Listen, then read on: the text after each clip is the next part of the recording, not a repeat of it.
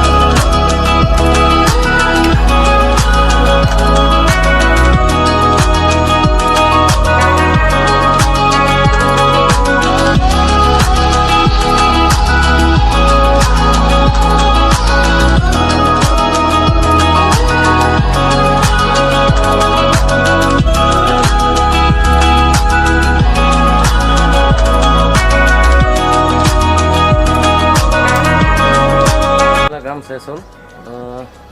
মোৰ ভিডিঅ'টো কেনেকুৱা লাগিলে কমেণ্টত জনাব, আৰু মোৰ চেনেলটোলৈ যদি নতুনকৈ আহিছে তেনেহ'লে প্লিজ এটা ছাবস্ক্ৰাইব কৰি দিব আৰু লাইক কৰিবলৈ একেবাৰে নাপাহৰিব। তো আজিলৈ বাই।